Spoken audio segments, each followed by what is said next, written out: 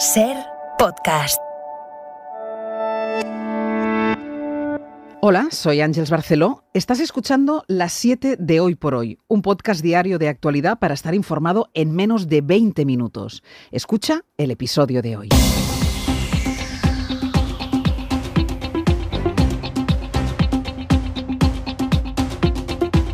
Hola, muy buenos días. Hoy vamos a resolver una de las dudas que deja esta sexta ola de la pandemia. ¿Quién va ganando el pulso entre Omicron y la economía? A las 9 de la mañana vamos a conocer el dato del paro del mes de diciembre, el que cerrará un 2021 de récord. Pedro Blanco, buenos días. ¿Qué tal? Buenos días, Ángeles. Y es más que probable que esa tendencia, la del récord, se mantenga también en diciembre, un mes tradicionalmente bueno por las contrataciones para la campaña de Navidad. A las 9 lo sabremos, pero es posible, sí, que el dato de hoy suponga el octavo mes consecutivo en el que se crea empleo y el 10º en el que se recorta paro. La estadística es uno de los espacios para el combate político y los datos del paro servirán para que el gobierno presuma de lo acertado de sus medidas y para que el PP vuelva a defender la utilidad de la legislación laboral que el gobierno y los agentes sociales han pactado cambiar. María Jesús Montero, Javier Maroto. Ya de por sí, el hecho de que la representación de trabajadores y de empresarios haya acordado un texto como el que sometemos a debate en el Congreso de los Diputados, ya por ese mismo hecho merecería la pena estudiarlo con atención y validar sin incorporar ninguna cuestión añadida. Si el Partido Popular es consecuente, por tanto, y defiende la propuesta que aprobó en 2012 y atiende a todo lo que ha dicho la izquierda en esta década, que quiere acabar con esa reforma, destruirla, derogarla por completo o parcialmente, pues cuando llega ese momento, que es hoy, el Partido Popular va a votar en contra. La sexta ola sigue disparada. La actualización de los datos de ayer, la primera desde el pasado jueves, deja 372.000 contagiados más, una incidencia que escala hasta los 2.295 casos por 100.000 habitantes. Las cifras empeoran respecto al fin de semana de Nochebuena, y eso que todavía no se contabilizan todos los contagios que han podido producirse en las celebraciones del fin de año y del Año Nuevo. La repercusión hospitalaria de esta ola es muy desigual. Hay comunidades como Cataluña que tiene ocupadas ya el 40% de sus camas UCI con pacientes COVID, frente al 6,5% de Galicia. Hoy el Gobierno y las comunidades autónomas estudian el regreso a clase después de las vacaciones de Navidad. Todos coinciden en que hay que mantener la presencialidad en las aulas, pero no hay acuerdo de momento sobre algunos cambios en los protocolos actuales, como la relajación de las cuarentenas de los contactos estrechos. En todo caso, y más allá de los contagios entre los niños, lo que preocupa en algunas consejerías son los contagios entre los profesores. Enrique Osorio es el consejero madrileño de Educación y ayer pasó por la Ventana de Madrid. Somos conscientes, Javier, de que el problema que podemos tener las próximas semanas, pocas, pero lo vamos a tener, es el contagio en los docentes.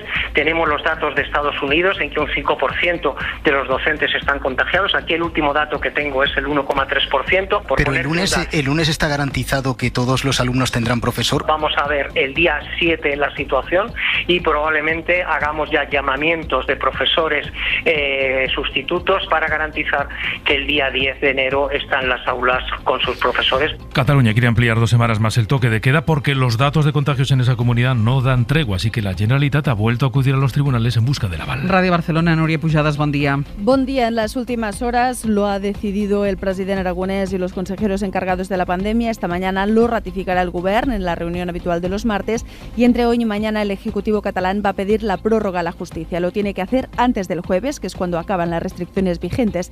Prórroga del toque de queda nocturno, que afectaría a 123 poblaciones, y prórroga también de las reuniones de máximo 10 personas. Más allá de esto, seguirá cerrado el ocio nocturno y restricciones de aforo en la restauración a la mitad y al 70% en gimnasios, teatros y cines. Y en la agenda del día, una cita internacional relevante, el viaje de Josep Borrell, del representante europeo para la política exterior, a Ucrania, en plena operación internacional de apoyo al gobierno de ese país frente a la presión militar rusa en su frontera. Yelena Ayala. La Unión Europea quiere tomar cartas en el asunto y que Ucrania vea que se implica en el conflicto como lo está haciendo Estados Unidos y Joe Biden.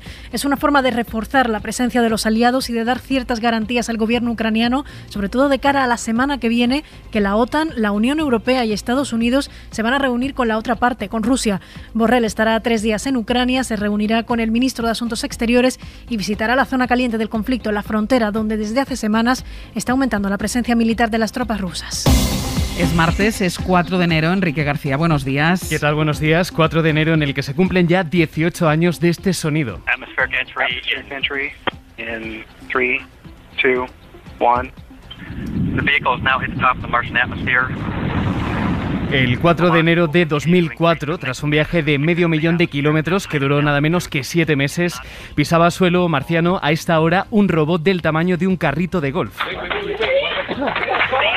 Seguro que os suena el nombre, os hablo de Spirit, un robot de la NASA cuya primera misión pasó por perforar una roca, taladró apenas 2 milímetros, encontró sedimentos minerales y esto sirvió para que los científicos consideraran que sí, que un día hubo agua en el planeta rojo, algo que se confirmó meses después. Y hablando de Marte, para muchos es difícil hablar del planeta rojo sin pensar en David Bowie. Bueno, pues anoche sus herederos cerraron un contrato millonario con la multinacional Warner. Ojo a la cifra, han vendido gran parte de su discografía, 26 discos de estudio, por $250 millones, 221 millones de euros. Vosotros que hacen caja, lo hizo también Bruce Springsteen hace unos días. Vamos a volver a la Tierra, Enrique. ¿Qué tiempo vamos a tener hoy? Pues vamos a decir adiós al tiempo primaveral que nos ha acompañado en los últimos días, porque hoy bajan las temperaturas en todo el país, llega un frente atlántico que dejará chubascos en el norte de la península y nubosidad en el resto del país, salvo en Canarias. En las islas va a continuar el sol, aunque es probable que siga la calima. 1 minuto y vamos con todo.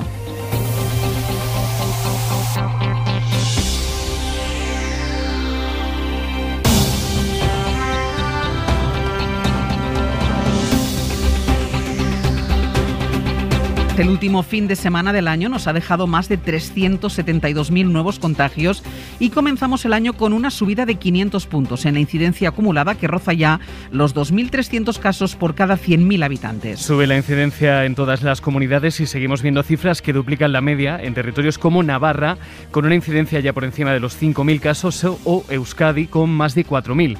Todas las comunidades siguen en riesgo muy alto, con más de 1.000 casos por cada 100.000 habitantes y todos los grupos de edad están ya en ese umbral. Tenemos que detenernos en la presión hospitalaria y en la cifra de fallecidos para entender el alcance de estas cifras. Lo cierto es que siguen aumentando los ingresos, 1.500 en los últimos 4 días, y sube la presión en las UCI, aunque con menos fuerza en proporción al número de contagios. No obstante, los pacientes con COVID en cuidados intensivos ocupan ya más del 20% de las camas. Eso significa que la presión en las UCI están ya en riesgo alto. En cuanto al número de fallecidos, han muerto 168 personas en nuestro país desde el viernes. Con esta fotografía hoy se reúnen los ministerios de Sanidad, Educación y Universidades con los consejeros autonómicos para fijar un criterio común para la vuelta a las clases el próximo lunes tras las vacaciones de Navidad. Los niños tienen el derecho de reiniciar el curso de forma presencial cuando toca, de forma puntual, y que los riesgos de esa vuelta al cole son asumibles, son bajos, y si hacen las cosas bien y se aplican las medidas y los protocolos de forma rigurosa, la transmisión será muy baja. Los riesgos son asumibles, decía ayer aquí en la SER el epidemiólogo y pediatra Quique Bassat. Esa es la idea del Gobierno y es lo que quiere sellar hoy con las comunidades. Una vuelta al cole presencial sin excepciones, ni por territorios ni por edades. María Jesús Montero, ministra de Hacienda. La vuelta al colegio se asegura y, por tanto, sigamos monitorizando, como hemos hecho en otros momentos, la llegada de nuestros niños y niñas a las escuelas. El Ejecutivo cree que las aulas son seguras, lo justifican porque 1 de cada 4 alumnos tienen ya una dosis de la vacuna. Así que hoy el Ejecutivo y las comunidades van a acordar intensificar el uso de la mascarilla, la ventilación y las medidas de higiene. Antes de las Navidades se tuvieron que cerrar 5.000 aulas por los contagios. Ahora Andalucía quiere cambiar el protocolo y apuesta por no confinar a toda la clase cuando se detecten positivos en un aula. Es una propuesta que va a llevar a la reunión de hoy. Sevilla, Elena Carazo, buenos días. Buenos días, Ángel. Si la Junta quiere que si hay un brote se fijen las medidas oportunas en función de la situación que haya en cada clase, siempre de acuerdo con la enfermera referente escolar. Jesús Aguirre, consejero de Salud, defiende que el modelo andaluz, que ha apostado siempre por la presencialidad, ha sido un éxito. Nosotros queremos aulas seguras. Conseguimos el año pasado, en el último trimestre, la aula segura. Queremos apostar por la seguridad tanto en aula escolar como a nivel universitario.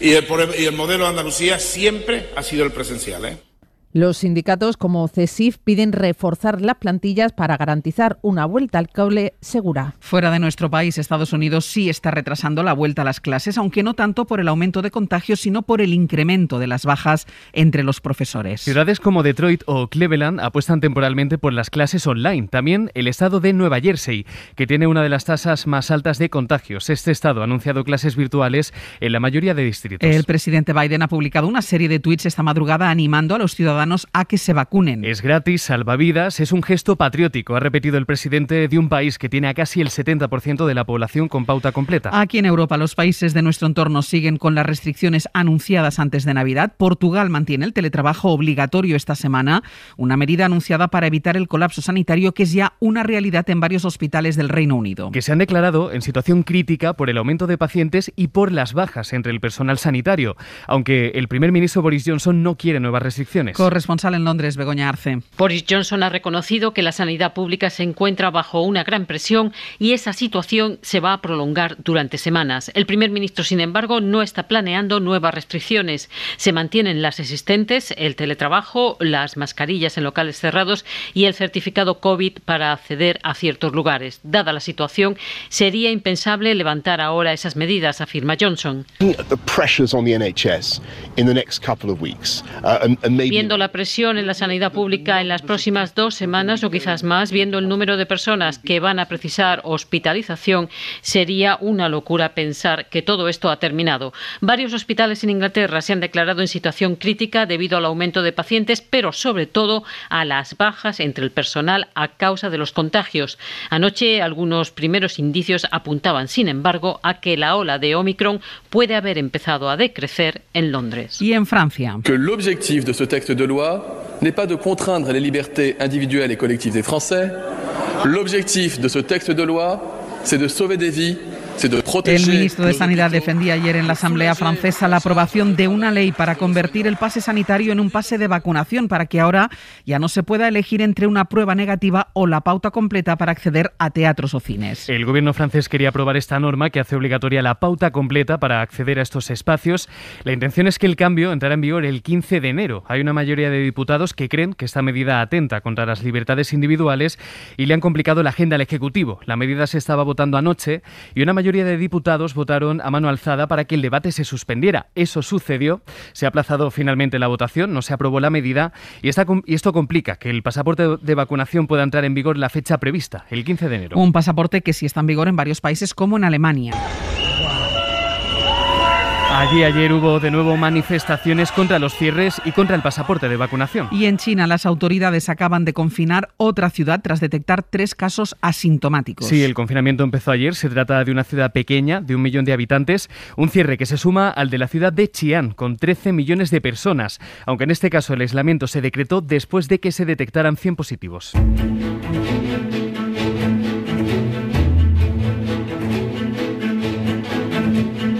Por eso yo creo que hay que animar que en el conjunto de Europa no demos pasos atrás en una materia en la que el conjunto del proyecto político de la Unión Europea está haciendo referencia. El Gobierno defiende que la propuesta de la Comisión de considerar energías verdes, las generadas con gas natural y la nuclear, es un paso atrás, es una medida que favorecería a Francia y que tiene en contra los gobiernos de España y Alemania. Pero la Comisión insiste en su propuesta y parece decidida a aprobarla. Desde Bruselas recuerdan que puede salir adelante con el apoyo de 20 de los 27. Corresponsal comunitaria Griselda Pastor, buenos días. Buenos días. Bruselas defiende su propuesta sí, asegurando que estamos ante una iniciativa temporal y pragmática con la seguridad que da un sistema de voto que obligaría a tener una coalición de hasta 20 gobiernos en su contra. Para empezar, los conservadores del Europarlamento han anunciado ya que van a dar su sí a este proyecto. Es el grupo parlamentario en el que se encuentra Vox y los eurodiputados del polaco Kaczynski, un tema que complica algo esta negociación para sus partidarios, pendientes de la presentación oficial de la presidenta von der Leyen este viernes en París junto al presidente francés Emmanuel Macron. La transición energética sí está dejando un encarecimiento de los precios en las materias primas imprescindibles. Por ejemplo, los cables que se utilizan en las energías consideradas verdes multiplica por 6 el coste de los que se utilizan con el carbón o el petróleo. Es un encarecimiento que los expertos ya han bautizado como grinflación. Sira Valdés, buenos días. Hola, buenos días. La transición energética está dejando un encarecimiento inesperado que se bautiza ya como grinflación o inflación derivada derivada de lo verde, hay tal demanda de energías renovables y sostenibles que todo lo que está asociado a ellas se dispara de precio, desde los cables hasta los paneles solares. Por ejemplo, para ponerlas en marcha, esas energías necesitan 6 veces más cables que los motores de petróleo o de carbón, por lo que el cobre ha duplicado su precio en el último año, fruto no solo de la explosión de la demanda, sino también de la falta de oferta. Las minas de cobre tampoco dan abasto. El 40% de ellas están en Chile y en Perú y tardan en desarrollarse entre 5 y 10 años, y ahora se enfrentan además a una legislación que las penaliza. Lo mismo ocurre con el aluminio, es uno de los metales de producción más sucia pero imprescindible para los paneles solares. Se ha encarecido un 75% en tan solo 12 meses y ahora China, el mayor productor, está recortando su oferta para reducir la contaminación. Así que con todo esto, la subida de precios verde, la agrinflación, parece ser menos pasajera de lo que habían previsto los grandes bancos centrales del planeta. En 2021 ha cerrado con un estancamiento en la venta de vehículos por la crisis de los microchips que sigue retrasando la producción. El año pasado se vendieron 860.000 vehículos en España, un 1% más que el año anterior, pero un 32% menos que en 2019, Carlos Sevilla. En el año 2020, con el hundimiento de la economía y el cierre de fábricas y concesionarios por la pandemia, se vendieron unos 850.000 turismos. En 2021 solo 8.200 más. La crisis de los microchips y los problemas logísticos han estancado las matriculaciones, que siguen un 32% por debajo de los niveles pre-COVID, y el sector hace sus previsiones. Noemí Navasanfac, Raúl Morales, Faconauto. Entendemos que la situación coyuntural de los microchips irá mejorando a lo largo del 22, lo que liberará parte de la demanda embalsada que hay ahora. Manejamos dos escenarios, un crecimiento del 13% y otra pesimista donde solo se harían 900.000 matriculaciones. Dicen los empresarios que en el escenario también influirá el efecto que pueda tener la subida del impuesto de matriculación que ha entrado en vigor esta semana, que según sus cálculos encarecerá una media de 1.000 euros cada vehículo. En Estados Unidos, la justicia ha declarado culpable por fraude a Elizabeth Holmes, considerada una de las promesas de Silicon Valley, por defraudar a los inversores que colocaron dinero en sus empresas. Washington, Víctor Sancho. La resolución del jurado pone el punto y final al juicio contra Elizabeth Holmes, 15 semanas de un circo mediático que ha tenido a medio Estados Unidos en vilo y que resuelve la historia de una de las implosiones más fascinantes que se han vivido en Silicon Valley. Holmes había sido la protagonista del auge y caída de una emprendedora que con su startup biotecnológica Theranos prometía revolucionar los análisis sanguíneos, con una empresa que llegó a tener una valoración récord de $9.000 millones y que sedujo a grandes fortunas y políticos. Lo que podría haber sido un cuento de éxito ha terminado consolidando la estafa que realmente era, un esquema de engaños a pacientes e inversionistas que se ha resuelto con la declaración de culpabilidad de Holmes en 4 de las 11 acusaciones de fraude que pesaban sobre ella y que la podrían condenar hasta 20 años de cárcel. Y en Austria acaba de entrar en vigor la ley que permite el suicidio asistido a los mayores de 18 años. Victoria García. Para que una persona pueda acceder al suicidio asistido en Austria debe tener más de 18 años, un diagnóstico médico refrendado por 2 galenos, haber recibido información y charlas explicativas y tomarse al menos 12 semanas para reflexionarlo. Una vez realizados todos estos trámites, el enfermo redactará un testamento vital ante un notario o ante el defensor del paciente. Después se le dará una receta para que la farmacia le dé el medicamento con el que morirá. Tendrá que haber 2 médicos y uno será especialista en medicina paliativa para evaluar las solicitudes, y son ellos, los médicos, los que deben determinar si el paciente está capacitado para tomar esa decisión sin presiones. La ministra de Justicia es Alma Zemir. El caso es que el suicidio asistido se debatió y ha llegado a ley porque el Tribunal Constitucional declaró inconstitucional que el gobierno prohibiera el suicidio asistido. Suscríbete a las 7 de Hoy por Hoy. Todos los episodios y contenidos adicionales en la app de Cadena Ser y en nuestros canales de Apple Podcast, Spotify, iVoox, Google Podcast y YouTube. Escúchanos en directo en la Ser de lunes a viernes a las 7 de la mañana. Cadena Ser. La radio.